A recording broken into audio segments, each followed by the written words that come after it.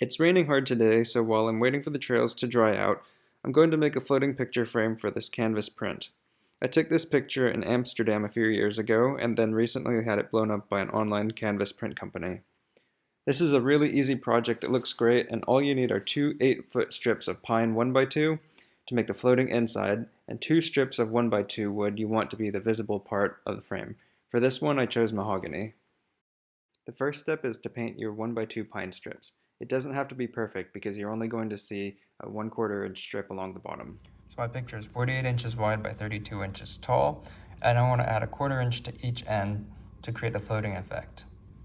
That means that I want 48 and a half, 32 and a half on the inside of my mitered corners.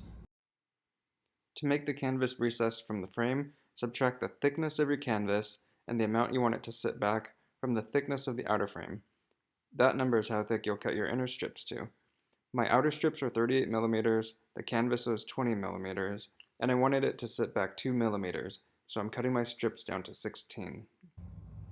Next step is to line up your outer frame with your inner frame and just get them nice and squared up, and then go ahead and cut them all to the same length.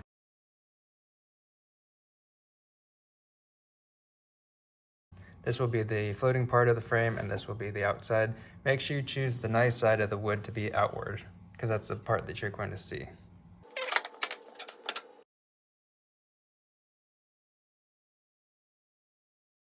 So now we have all the tops and sides clamped up and ready to dry.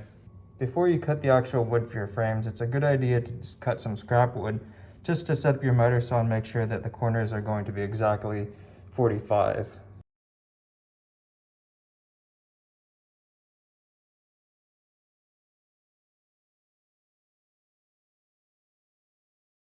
Now once you've got your pieces, you can do a loose fit just to make sure all the gaps look good. If the gaps are too large, you can always trim down the edges of.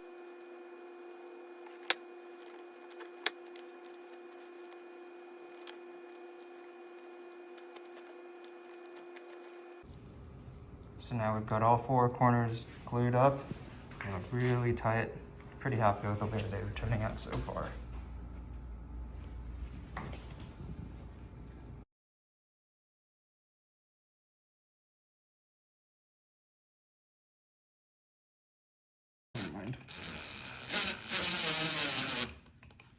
So I'm going to use some picture frame wire, gonna loop it through, loop it back a few times for security. The picture frame turned out great. All that's left now is to decide where to hang it. I hope you enjoyed the video.